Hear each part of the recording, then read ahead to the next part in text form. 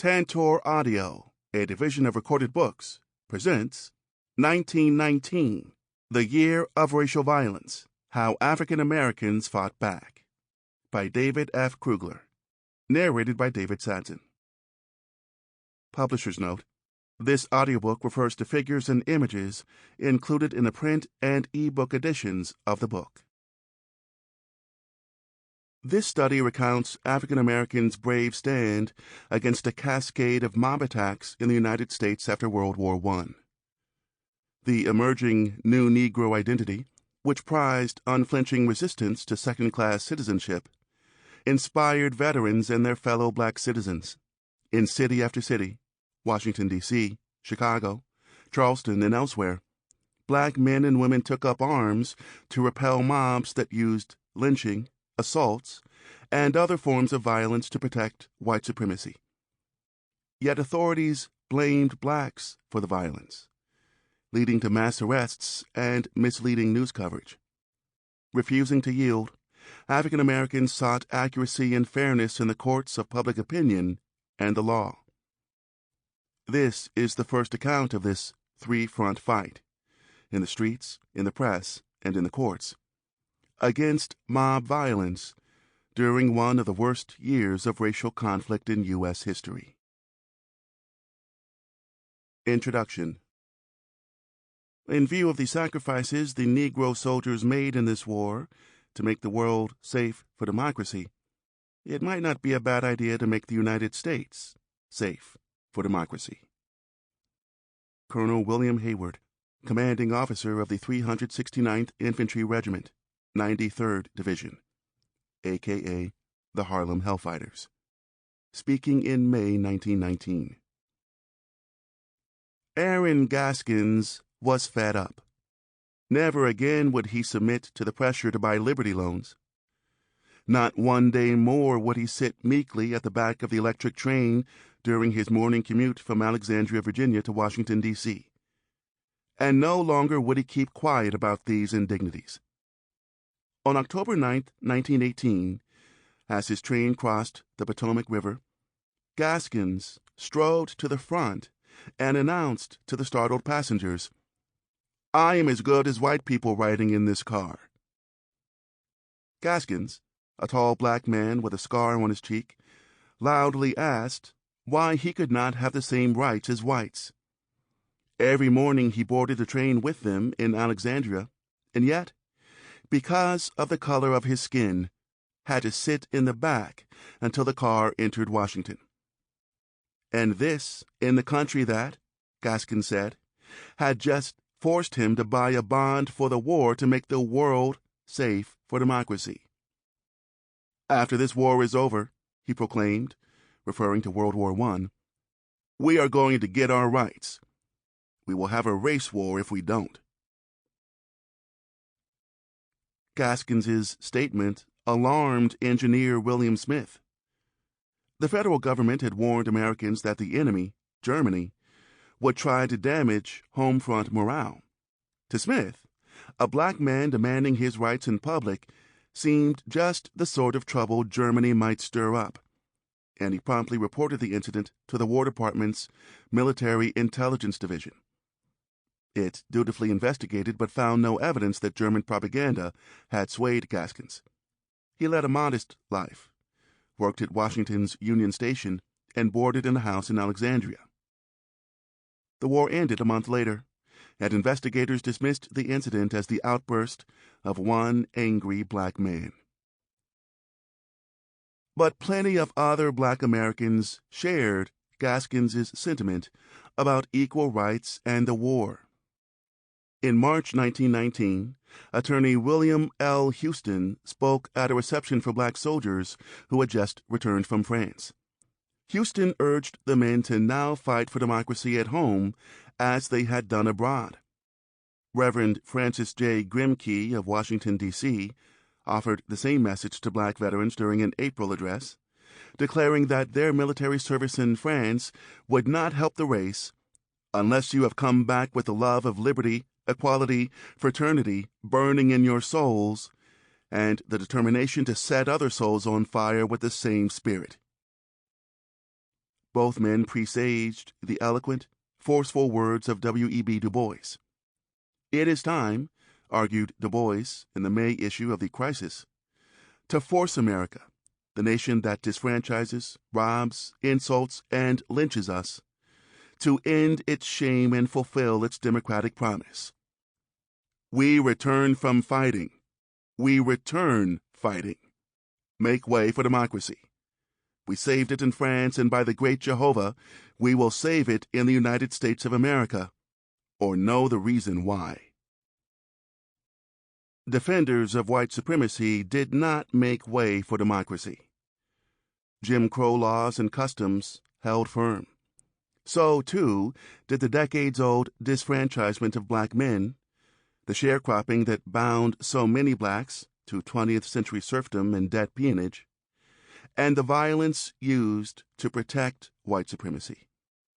Between January and May 1919, more than 20 lynch mobs hanged, shot, burned, or dismembered 24 African Americans.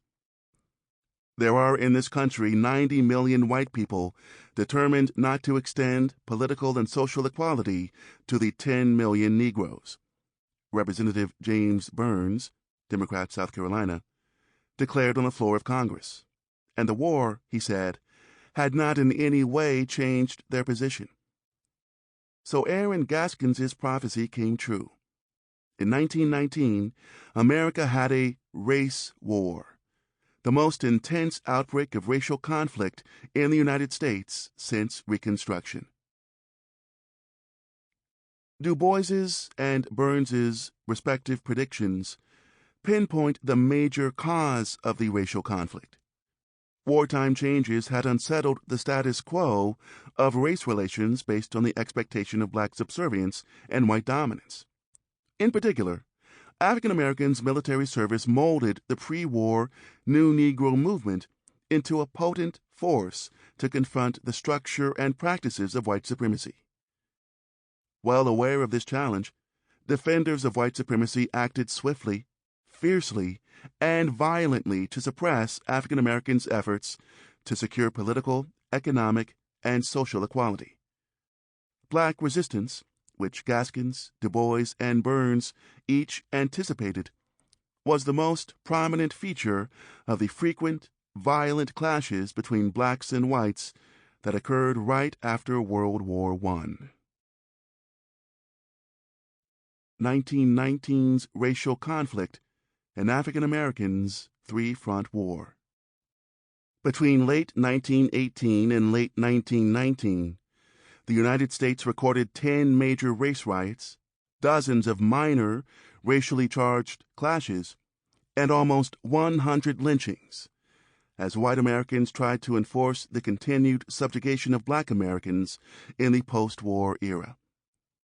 The major riots examined in this study took place in Charleston, South Carolina, May 1919, Longview, Texas, July 1919, Bisbee, Arizona, July 1919, Washington, D.C., July 1919, Chicago, Illinois, July 1919, Knoxville, Tennessee, August 1919, Omaha, Nebraska, September 1919, Phillips County, Arkansas, October 1919, Gary, Indiana, October 1919, and Bogalusa, Louisiana, November 1919.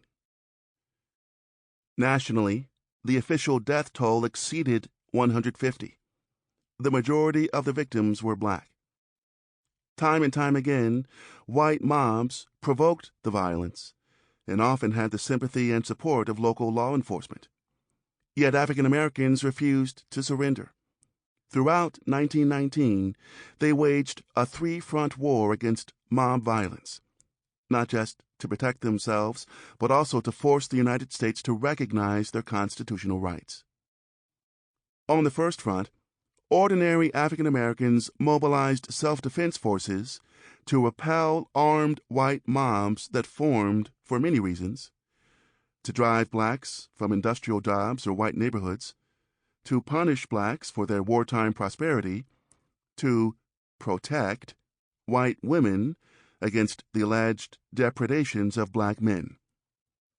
Focusing on race riots as well as numerous lynchings, 1919, the year of racial violence, tells the story of the black men and women who rose in city after city to confront white mobs.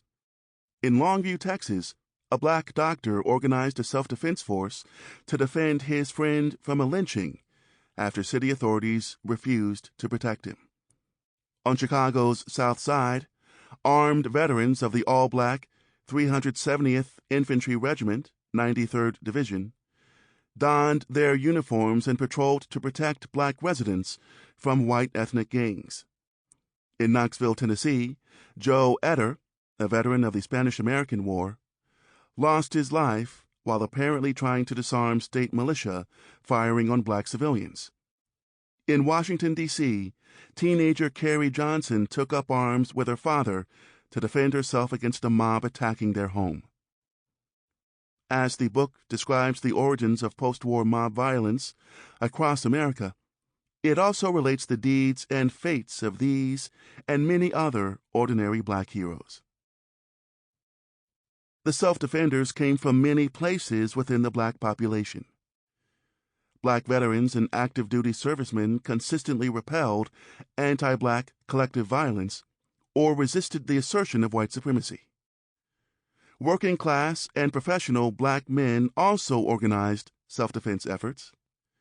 Arkansas sharecroppers, Indiana steelworkers, the Texas doctor, a Chicago editor. Nor was armed resistance limited to men. Black women took up arms to defend besieged homes in Washington and Chicago. Whether coordinated or unplanned, resistance to mob violence brought together diverse sections of the black population. African Americans sustained armed self-defense during the year of racial violence stands out as an early and as yet understudied landmark of the 20th century black freedom struggle. A major purpose of this book is to pinpoint the sources, features, and historical significance of this armed resistance. The second front, the battle for the truth about the riots, opened even as the street clashes continued. Mainstream newspapers blamed African Americans for the riots, characterizing self-defense and armed resistance as unprovoked violence against whites.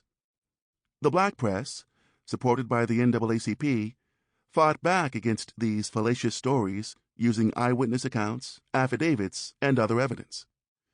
At the same time, the black press celebrated resistance to mob violence and proclaimed the arrival of a new Negro, one who had served his country in the fight to make the world safe for democracy. The new Negro now expected, now demanded, democracy in his native land. Across the country, black editors and writers lauded the manly virtues of armed resistance, issued calls for self-defense, and excoriated black leaders who urged restraint. These writers, who included William Monroe Trotter, Robert Abbott, James Weldon Johnson, A. Clement McNeil, and many others, also demanded that white Americans and the federal government recognize and grant equality. The new Negroes warned that failure to make America safe for democracy invited further racial violence, not because uprisings were imminent, but because blacks refused to yield any longer to the violent enforcement of white supremacy. On the third front, African Americans fought for justice. Hostile law enforcement officers and biased courts wrongfully arrested and prosecuted black self-defenders while letting white rioters go free. In city after city, white authorities pressed capital charges against blacks who had lawfully protected themselves against mob attacks, yet were portrayed as murderous criminals. Lives thus hung in the balance as juries weighed the competing stories.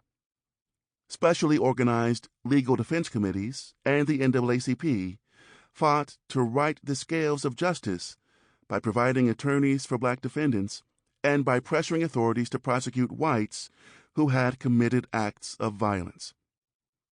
In one of the most successful legal battles, black attorneys in Washington won acquittals or dismissal of charges for numerous defendants, including Carrie Johnson, the teenager who defended her home against a white mob. In Chicago, a judge dismissed charges against A. Clement McNeil and upbraided the state's attorney for prosecuting the editor for his self-defense actions. Success in court often required victory on the second front, the fight to publicize the facts about the riots, showing how intertwined the struggles were. The racial violence of 1919 has received much attention, but 4 features make this book unique.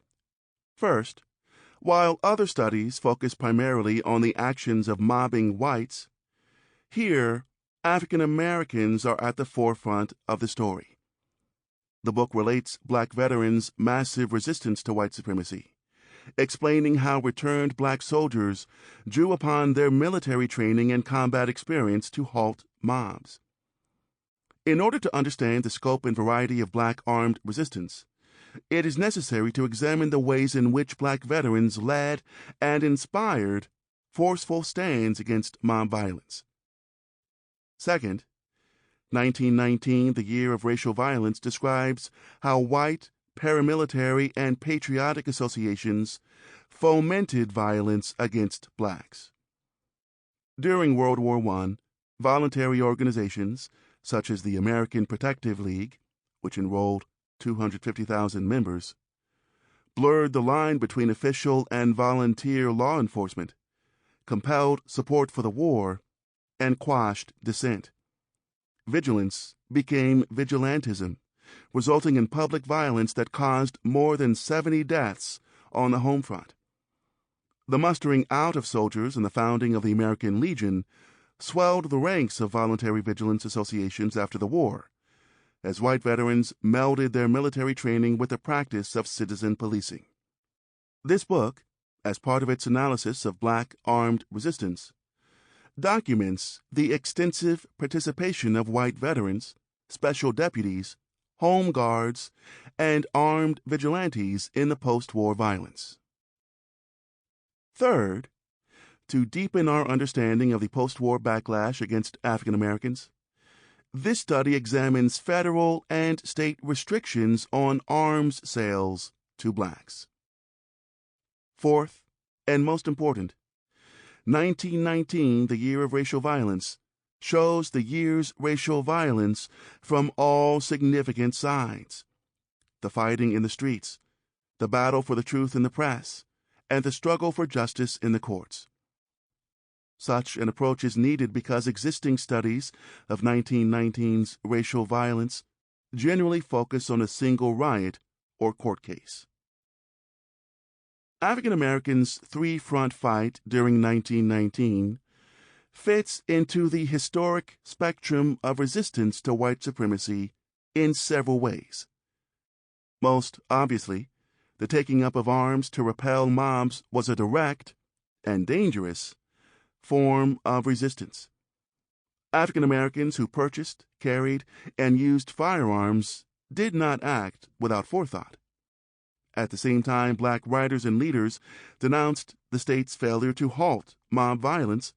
They urged African Americans to arm, to do for themselves what authorities would not do. Veterans, drawing on their military training, did not rush headlong into armed battle with mobs, but rather planned and organized their martial efforts. As another form of resistance, rebuttal of the dominant national narrative that blacks were responsible for the racial violence shows African American writers and leaders attacking the bias, misinformation, and stereotyping that excused white mob actions and justified state reprisals against blacks. The resistance was not merely rhetorical. As noted, establishing accurate, factual accounts of the mob violence was indispensable to the legal defense of African Americans charged with crimes against whites during riots. This interrelated resistance also cast a penumbra. Apprehension about armed blacks, prompted some mobs to abandon or change their plans. In Omaha, for example, a white man warned a mob not to carry out an attack on the city's black neighborhood because of the expectation that its residents were armed. As a form of agency, the three-front fight was shaped by both national trends and local conditions. African Americans' wartime contribution and the concurrent New Negro movement, which are the subject of Chapter 1, provided national inspiration to resist racial violence, to return fighting. But the individual responses of blacks much depended on local circumstances. In Chicago, for example, the Great Migration, the wartime movement of some 500,000 black Southerners to northern cities, swelled the city's so-called Black Belt and greatly increased the number of black workers. Chicago's week-long riot in late July 1919 sprang from a variety of white efforts to enforce the boundaries of the Black Belt and to protect racial lines within the industrial workforce. For the black workers assaulted outside of Chicago's largest stockyard, self-defensive actions were an instinctive, life-saving response, whereas black veterans who took up arms to repel mobs attacking black-occupied homes were methodically acting to protect their community. The first action appears to be a natural human response to danger. The second, the premeditated deed of a set of individuals with a shared experience and history, military service. Both actions show agency and resistance, but failure to note their differences risks generalization. Throughout the narrative, I have therefore tried to capture the unique features of black agency within each occurrence of violence and resistance, while also identifying the similarities of these episodes. Mob violence, white supremacy, and the roots of black resistance. It is helpful to situate 1919's racial violence in its historical context. Mob activity has a long history in the United States, from the colonial era to the 20th century. During the 18th century, riots, which historian Paul Gilia defines as the extralegal actions of 12 or more people, commonly expressed dissatisfaction with a specific law enforcement act or regulation of property. Mob actions were a vital part of the American Revolution, as colonists regularly demonstrated their opposition to British policies through crowd actions. Starting in 1765, when the Stamp Act was introduced, hundreds of riots broke out in the colonies. Rioting remained common in the new republic, providing free men with an outlet to manage emerging social and economic tensions. Prior to the Civil War, mobs frequently targeted African Americans, especially in the urban North. Mob violence was less common in the antebellum South, where slave owners and overseers used whippings, beatings, and other methods of physical harm to control the slave population. Between 1824 and 1849, 39 race riots broke out in northern cities. In each, whites reacted violently to actual or perceived challenges to white supremacy. Columbia, Pennsylvania experienced a wave of rioting in 1834 when white laborers attacked black artisans and craftsmen. In 1838, a mob destroyed a newly constructed abolition meeting hall in Philadelphia because it planned to allow non-segregated gatherings, a step toward interracial equality many whites feared. Living together violently, as Richard Maxwell Brown puts it, was a fact of life for white and black Americans. After the Civil War, white opposition to abolition and to citizenship for African Americans ushered in a new era of racialized mob violence. Reconstruction, directed by congressional Republicans and policed by federal troops, enabled black men's participation in the democratic process as voters and office holders. Almost all of these newly enfranchised voters supported the Republican Party. In 1868, Black Republicans held 85 of the 155 seats in the South Carolina legislature. All told, close to 800 black men served in the legislatures of the former Confederate states after the war. Although the 15th Amendment did not enfranchise women, black women were politically active. They attended rallies, helped get out the vote, and supported men's runs for office. Despite the presence of federal troops, white Southerners deployed violence in a sustained campaign to topple the new Republican majorities, oust black office holders, and disfranchise black voters. At times, the violence resembled warfare. Between 1865 and 1875, whites in Louisiana killed 2,141 blacks and wounded another 2,115. By 1877, the formal end of Reconstruction, the redemption of the South was complete. Mob terrorism had suppressed black voting rights. That same year, the last federal troops were withdrawn from the South. The restoration of white-only rule enabled the creation of racial segregation, while the use of lynching to carry out vigilante justice continued the tradition of Reconstruction violence. The number of black lynching victims in the United States rose steadily after 1865, particularly in the South. Between 1880 and 1930, 3,943 lynchings occurred in southern states, 723 whites, and 3,220 blacks. During the same period, by contrast, the Midwest experienced a total of 260 lynchings, 181 whites and 79 blacks.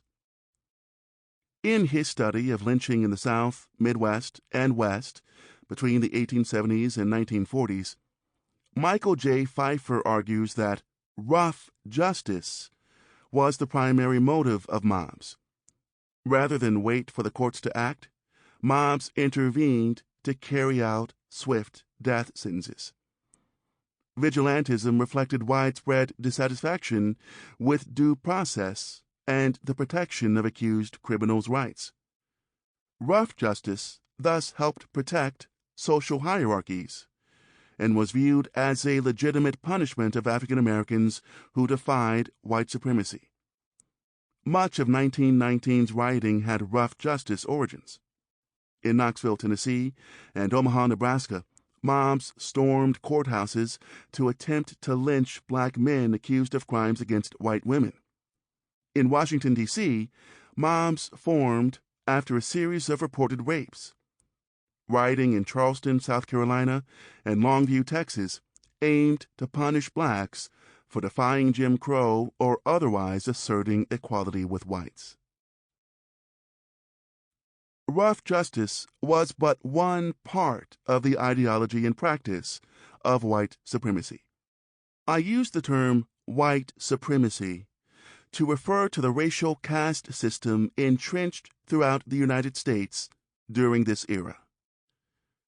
Built on a foundation of scientific racism, white supremacy depended on numerous fictions: that blacks were biologically inferior to whites, that Africans and African Americans were inherently uncivilized, that miscegenation endangered the so-called purity of the white race. As a system, white supremacy disfranchised and segregated African Americans. It exploited their labor, and it corrupted the courts, laws, and police, which used their authority and power to oppress blacks. As evidenced by the frequency of mob attacks and lynchings in the post-Civil War United States, violence was a mainstay of white supremacy.